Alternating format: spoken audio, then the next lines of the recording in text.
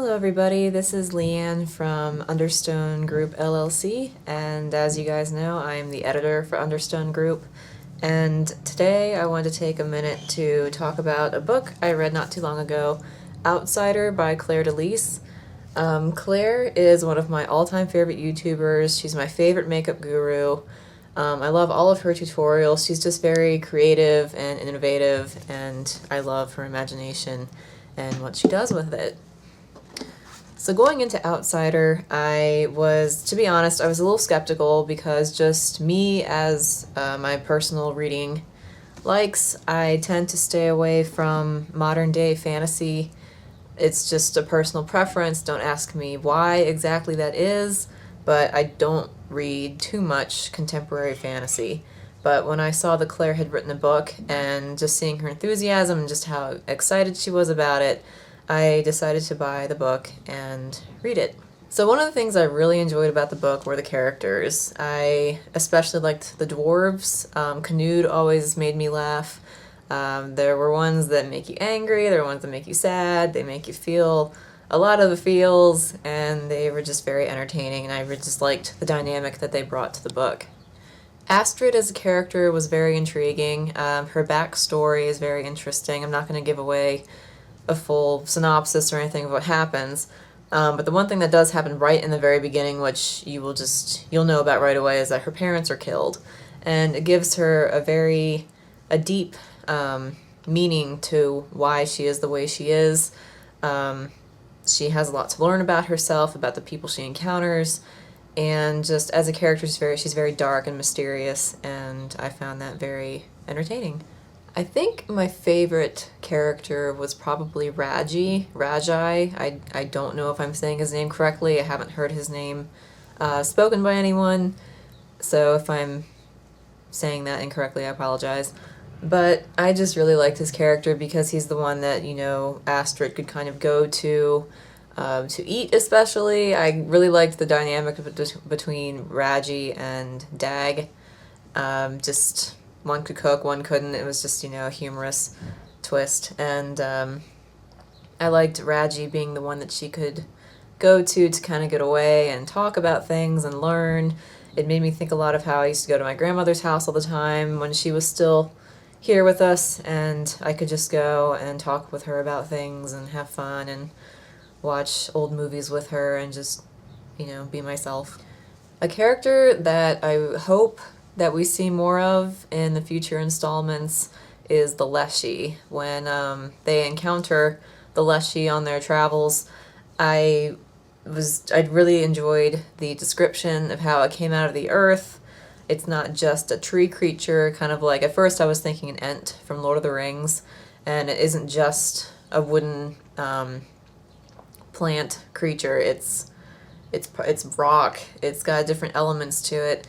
It's this big thing, and just in my head it looked really neat. So I hope that Claire does an artistic visual for it, a drawing of some kind. I would love to see that and to see what it really looks like in her head. But that is something that that was one of the characters that really stuck to me, like one of the creatures of Amistine that I really liked. I also really liked the references that Claire included in the book. The glossary was very helpful. I probably was not pronouncing anything in the right way in my head because I wasn't positively sure what the sound that the symbols were supposed to portray. It's just something that I need someone to clarify for me so I know that I'm saying them correctly. But I very much liked the glossary in the beginning and the map. I really liked the map design. It was nice seeing what Amistine looks like and getting an idea of where the characters were traveling and where they will be traveling in the future as well. Something that a lot of people are usually turned off by when it comes to fiction and fantasy books, especially in like Lord of the Rings or something like that, is the mentioning of names and places for just a snippet, and then you don't read anything more about them. I don't really see a problem with that. I like the idea of possibly finding something else that has more information, that you can read more about these characters and places and events that you don't get the full story of in a book. I think that's really interesting. It keeps you more involved in the stories, and it's like it's a treasure hunt almost. You want to know more, you want the knowledge of the things that, isn't fully explained. And I like that a lot. And the way the book was written, I liked it as well. It's not an easy feat. I don't think, I'm not a writer myself, but I can't imagine that the way the book was written, going back and forth between time periods, is an easy task for any writer, just to make sure you keep everything in order. Nothing is is out of sense. It's still, logical. And for her first book, I think Klaire did really well with keeping everything in order. I could tell what was going on. I could see why she was going back to the past, and how the actions of one chapter kind of reflect how she is in the next chapter. And it was easy to follow. I was afraid I was gonna get maybe confused when I saw the time switches, but it was easy to follow. I knew what was going on, and I'm very glad I was able to do that. Another element to Astrid's character that I really liked was her wolf skin. I can't remember the exact name at the moment, what the wolf's name was, but I really like the wolf skin she wears, and then she, if need be, in battle, she can take on the elements and physical traits of a wolf while she's fighting, and shred things and kick ass, essentially. So, and it was more so something where she could control it. It wasn't like a werewolf sort of characteristic. It's something that she could control. She could use it if she want to. If she didn't want to, she could take the whole thing off and let someone else use it for warmth, like Canute does several times throughout the book. And I kind of like how the wolf skin is its own sort of character, and, Astrid can use it for her benefit when she chooses. The one thing that I would say that, well, I wouldn't even say that I didn't like it. It's just something that I usually don't read books for, is more so like the romance aspect. Like, I could see between the two obvious characters that you will see when you read the book that something was going to blossom. And usually when I know that that's going to happen in a book, it tends to turn me off in a way, if it's not done in a way that won't annoy me, if that makes sense. But the way it was written in the book, it wasn't over the top, it wasn't cheesy, it wasn't just constantly in your face, it wasn't the main part of the plot. I guess that's maybe my main reason why I don't go for like romancy books. I don't like the plots that are driven by, especially in fantasy stories, the two characters have to fall in love and everything's all flowery.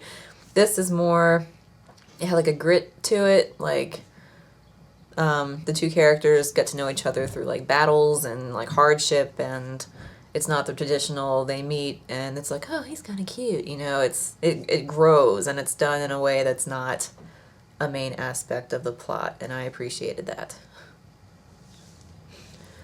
One thing, this is like the only spoiler that's going to be in this video about the book, that I didn't like, more so from a sympathetic point of view for one of the characters, was poor little Canute's foot. He lost his foot, and he's only a youngin'. Oh. But seriously, that part was hard to read, like, how Klaire described, like, ripping of tendons and all that nastiness. I was just like, ow. But yeah, that's the only downside that I had with anything that happened with the characters, was just Canute losing his foot. That's just, oh. And then the other main thing that I didn't like, before I found out that there were going to be 3 more books, so there will be 4 of them total, and I'm very happy about that, was the big "the end" on the last page. When I finished reading it, I was just like, oh my gosh, this can't be the end, because you didn't hear any more about the Goblin King. You don't know if the Queen's going to let her army come and help the dwarves, and this is all stuff I need to know now because I've got through the first book, so I must finish it. And I was very happy when Klaire posted on Twitter, in response to something someone else had sent her, that there were going to be 3 more books. So I was just like, yes, I can know what happens next. Because, yeah, I think it's a fun story. It's something that I like. Stuff like this is what I like to read when my brain just needs to take it easy and just read words and enjoy a story for what it is. So that's what this is for me. And I enjoy that stuff just as much as I enjoy books that make me think really hard and ponder things in life and such.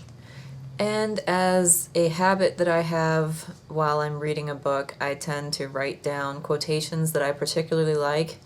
And there was one that really stuck out in Outsider, and it's nothing deep or emotional. It's just something that really describes how I would want my own fantasy world to be. Would I be able to live in one? And that quotation is as follows. In the Aldwood, every day had seemed to blur into the next. There were no months or days, only seasons. And that's on page 147. That quote is just, it's just very serene and calm, and as you read the book, you see, like, stuff happens, good and bad, throughout, the life that Astrid had in the Aldwood. But despite all that, it's still very, calm and serene, and it's just happy living there and peaceful. And it's just kind of how I would like, my life to be, should I live in a fantasy realm.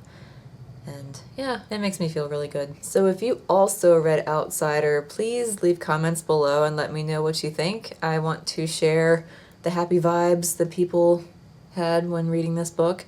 And if there's anything else that you'd like to share with me that you thought about the book, please do. I would love to know. And if you want to take a gander through the other videos on the Grauwelt channel, please feel free. Leave comments, like, subscribe. We love hearing from people. And I hope you have a lovely day. And thank you so much, Claire, for starting a really cool series. I look forward to the next. Thank you, and we'll talk to you later. Bye.